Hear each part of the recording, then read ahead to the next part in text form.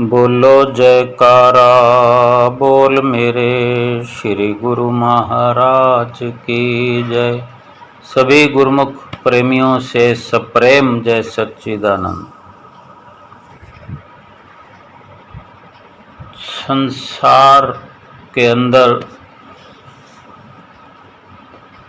जब जब भी महापुरुष अवतरित होते रहे हैं और हुए हैं, जब जब भी उनकी रहनुमाई किसी को मिली है, जो जो भी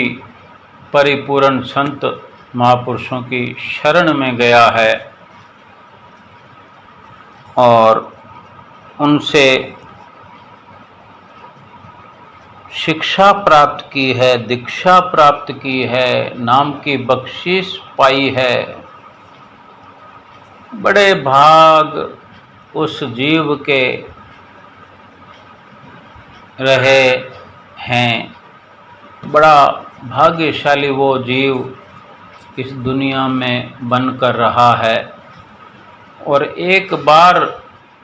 अगर इस मनुष्य जीवन के अंदर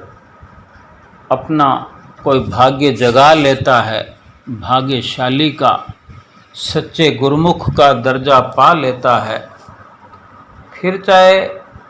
कितने ही जन्म मनुष्य के प्राप्त करे, उसको नुकसान नहीं हो सकता। क्योंकि एक बार जो दर्जा प्राप्त किया है वो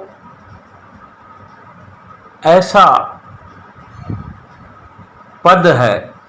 गुरुमुखता का, ऐसा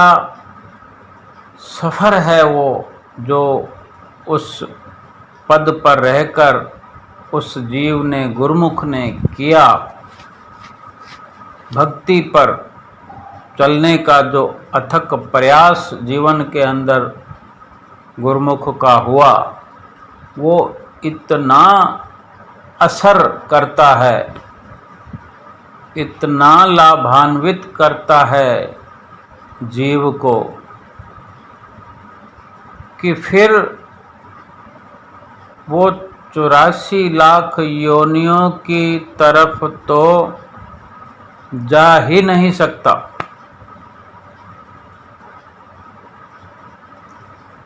और दूसरी बात यह है कि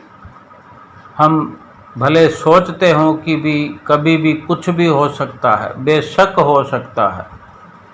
संसार में कोई कितना बड़ा धनवान हो, धन किसी ने कमाया हो, लेकिन कभी भी सर्वनाश हो सकता है उस धन का। वो धनवान देखते ही देखते कंगाल हो जाता है। राजाओं के राजा जो हैं भिखारी बन सकते हैं, लेकिन जिसने भक्ति की राह पर उस मुकाम को प्राप्त कर लिया हो कि अपने जो परिपूर्ण संत सतगुरु की शरण प्राप्त करके जो उनसे नाम की दीक्षा प्राप्त हुई, उस नाम को जप कर अपने इष्ट देव सतगुरु देव महाराज की जो प्रसन्नता प्राप्त कर ली, उस प्रसन्नता का इतना बड़ा लाभ है कि किसी भी सृष्टि की वस्तु से तुलना नहीं की जा सकती। किसी प्रकार के धन धान्य पदार्थों से उस प्रसन्नता की तुलना नहीं की जा सकती। और फिर कुछ भी हो सकता की बात अगर हम समझें तो ये वो धन है जिसको देने वाले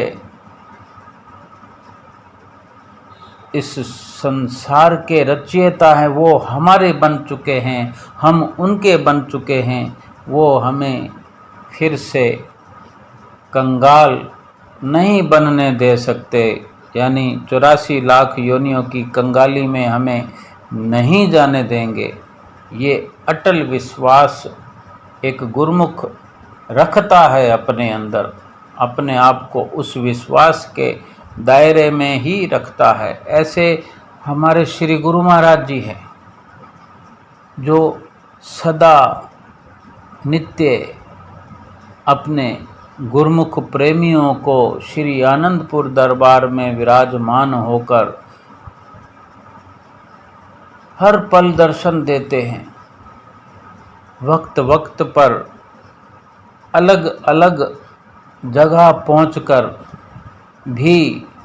अपने ऐसे ऐसे गुरुमुखों की पुकार को सुनकर उन पर दया करके वहाँ उनके नज़दीक पहुंचकर उनको अपनी नज़दीकी से माला माल करते हैं और भक्ति का दान बख्शते हैं, भक्ति की दीक्षा देते हैं और हर पल केवल भक्ति का ही लाभ समझाते हैं और भक्ति का लाभ समझाने के लिए ही इस धराधाम पर हमारे लिए आते हैं। किसी भी रूप में अवतरित होते हैं तो उनका लक्ष्य इस धराधाम पर अवतरित होने का केवल और केवल यही होता है कि हम भक्ति को अपने हृदय के अंदर धारण करें और भक्ति की दौलत से माला माल होते रहें। संसार के नज़रिए से तो बिल्कुल उलट होता है ये, लेकिन भक्ति के नज़रिए से देखा जाए, भगवान के नज़रिए से देखा जाए और सच्चाई के नज़रिए से देखा जाए तो ये परिपूर्ण लाभ है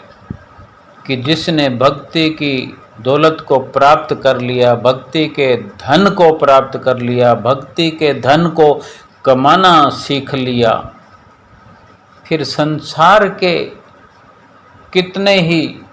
चाहे धन के अंबार लगे हों, करोड़ों हों, अरबों हों, वो तुच्छ हैं, वो फीके हैं, वो बिल्कुल नाशवान हैं, जो नगण्य नज़र आते हैं भक्ति के धन के आगे। भले कैसा भी रहन सहन हो भक्ति के मार्ग में चलने वाले जिज्ञासु का, गुरुमुख प्रेमी का, चाहे साधारण कपड़ों का पहनना हो गुरुमुख का, साधारण खाना पीना हो और साधारण निवास हो, लेकिन वो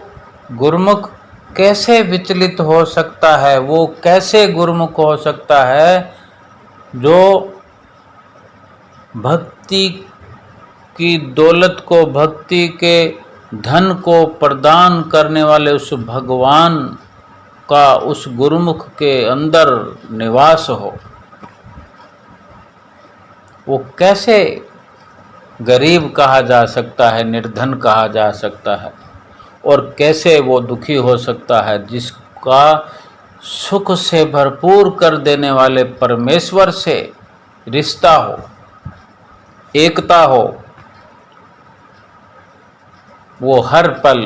सुख में रहता है। संसार के नज़रिए से संसार का धन मायने रखता है, लेकिन संसार के बड़े बड़े राजा महाराजा धनवान सब के सब दुखी नज़र आते हैं। अगर भक्ति के नज़रिए से देखा जाए तो हर वक्त वो कल्पना में रहते हैं। बड़े बड़े जो दिसहि लोग तिनको व्यापे चिंता रोग, दिखने में बड़े बड़े होंगे, राजा महाराजा की तरह होंगे, लेकिन अंदर से चिंता का रोग लगा रहता है उनको। और श्री गुरु महाराज जी के जो अनन्य प्रेमी हुए हैं अभी हैं वो भले दिखने में साधारण लगते होंगे, लेकिन उनके हृदय के अंदर भरपूर सच्चा सुख भरा हुआ रहता है। उनके संपर्क में आने मात्र से भी लोग सुखी हो जाते हैं। और दुनिया में जिस प्रकार फरमाते हैं कि धनवंते सब ही दुखी, निर्धन हैं दुख रूप, साध सुखी सहजो कहे, जिन पायो भेद अनूप। क्यों दुखी हैं धनवान और क्यों दुख का रूप है निर्धन? संसार के अंदर रहने वाले जो गरीब हैं वो तो दुख का रूप हैं, और संसार में रहने वाले संसारिक तौर तरीक़ों से गुजर बसर करने वाले जो धनवान हैं उनके बारे में फरमा दिया है कि धनवान तो हैं सब दुखी, और जो निर्धन हैं गरीब हैं वो तो दुख का रूप है, उनका तो कहना ही क्या है। अब संत महापुरुष दूसरी पंक्ति में लाइन में फैसला देते हैं, साध सुखी सहजो कहे। संत सहजो बाई जी का फरमान है कि साध सुखी सहजो कहे, जिन पायो भेद अनूप, कि जिन्होंने इस भेद को प्राप्त कर लिया अपने सतगुरु के माध्यम से, अपने सतगुरु के चरण शरण में आकर के उनका मार्गदर्शन पा करके, नाम दीक्षा को प्राप्त करके, उनकी रहनुमाई में उनके नक्शे कदम पर चल करके भेद को प्राप्त कर लिया है कि सुख का भेद क्या है। जिन्होंने उस अनुपम भेद को पा लिया है, जो संसार ढूंढता फिरता है सुख को, उन्हें समझ भी नहीं है, वो भेद मालूम नहीं है, वो राज मालूम नहीं है, जो गुरुमुख प्रेमियों को बखूबी श्री गुरु महाराज जी ने उस राज से वाकिफ़ करा दिया है, उस भेद से वाकिफ़ करा दिया है, जिस भेद को प्राप्त करने के बाद सुखों का खजाना हमारी झोली में आ जाता है। ऐसी दया सतगुरु सदैव अपने गुरुमुख प्रेमियों पर करते रहते हैं, और जितना भी गुरुमुख अपने सतगुरु पर बलिहार जाए थोड़ा है। एक गुरु नानक देव जी महाराज जी की कथा है कि जब गुरु नानक देव जी महाराज युवा अवस्था में पहुंचने वाले थे, यानी थोड़ा बालपन से निकले और युवा हो रहे थे, किशोर अवस्था के थे, तो उनके खेती बाड़ी काफ़ी थी और खेती बाड़ी का ही कार्य करते थे उनके पिताजी। तो उन्हें उनके पिताजी ने काम बताया कि नानक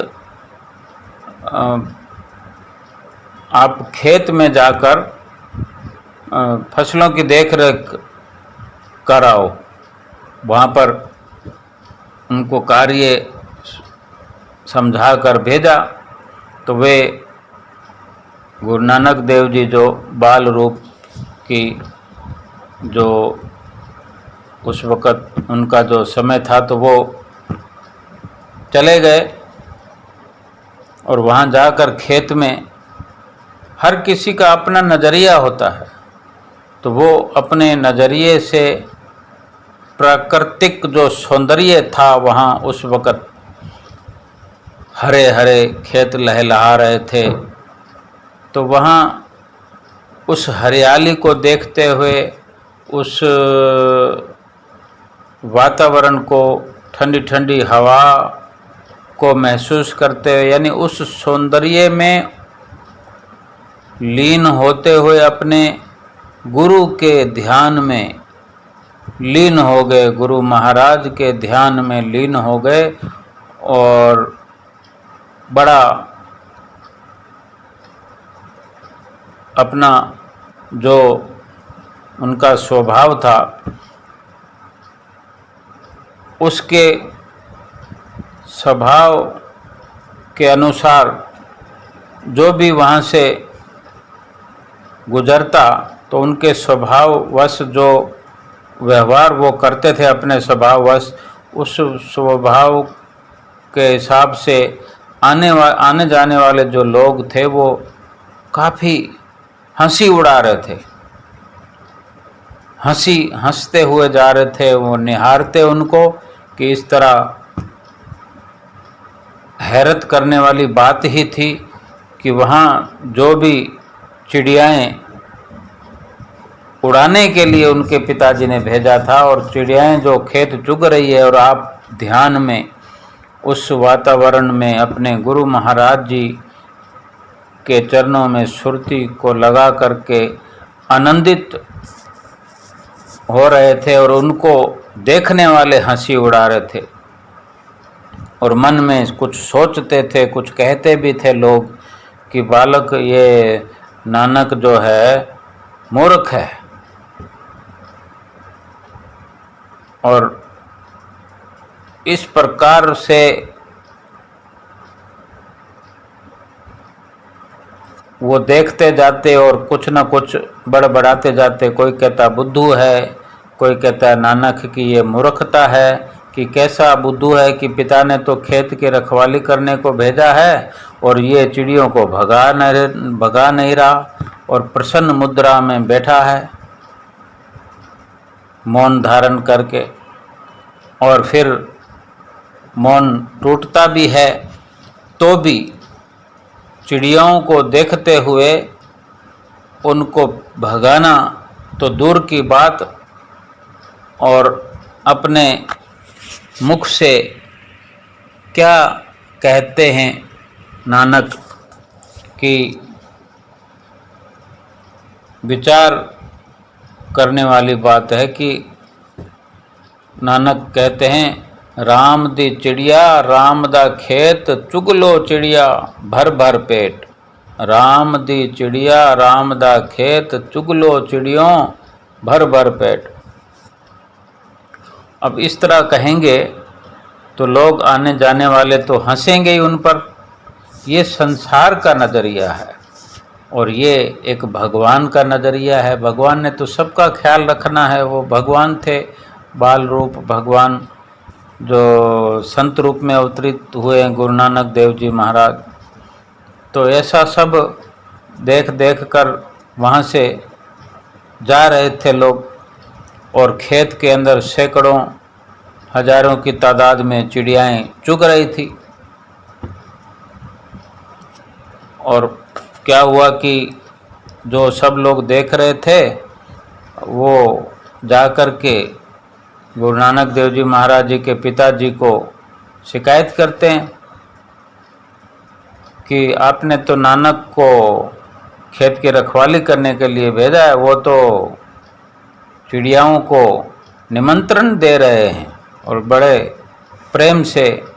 खेत को खाने दे रहे हैं कि खाओ, खूब खाओ। तो ये सुनकर पिताजी गुरु नानक देव जी महाराज जी के दौड़ते चले आए कि इतना बड़ा नुकसान अगर हो कि एक एक दाने की कदर की जाती है तब कहीं जाकर फसल घर में पहुंचती है, और इस प्रकार अगर कोई लुटा रहा हो फसल को तो चिंता हो ही जाती है। तो पिता दौड़े दौड़े खेत पहुंचे तो देखा कि सैकड़ों हजारों की संख्या में चिड़ियाएँ खेत चुग रही हैं। तो पिता ने चिड़ियों को खेत से भगाना शुरू कर दिया और बालक नानक ने उन्हें रोकते हुए कहा, पिताजी इन्हें मत भगाओ, चिड़ियों को दाना चुगने दो। तो पिता ने कहा, कैसी मूर्खता भरी बातें करते हो नानक। जब चिड़ियाएँ दाना चुगती रहेंगी, सारा दाना चिड़ियाएँ चुग जाएगी तो हमारे लिए क्या बचेगा। तो बालक अब नानक जो सुनकर अपने छोटे छोटे हाथों से आसमान की ओर उंगली उठाते हुए कहते हैं, ये सब क्या बचेगा क्या नहीं बचेगा, ये सब उस निरंकार पर छोड़ दीजिए। उसको सब की चिंता है, हमारी और इन चिड़ियों की भी उसी को चिंता है, वही चिंता करेगा, आप चिंता करना छोड़ दो। और फिर बालक से गुरु नानक देव जी महाराज जी के मुंह से फिर निकला, ये शब्द निकले कि राम दी चिड़िया राम दा खेत, चुग लो चिड़ियों भर भर पेट। और इस प्रकार ही जो कई दिनों से चल रहा था, तो बहुत नुकसान हो चुका था। पिता निराश थे और थोड़ा बहुत जो उम्मीद थी कि थोड़ा बहुत ही फसल मिलेगी, तो जब समय आया फसल कटने का, तो जब फसल काटी तो हैरान हो गए पिताजी, तो क्या पूरा गांव हैरान हो गया, सब खेत वाले हैरान हो गए। सबसे अधिक अनाज गुरु नानक देव जी महाराज जी के घर में ही, उन्हीं के खेतों से आया। इनका मुकाबला किसी खेत से नहीं हुआ, इतना अनाज आया। बोलो जयकारा बोल मेरे श्री गुरु महाराज की जय।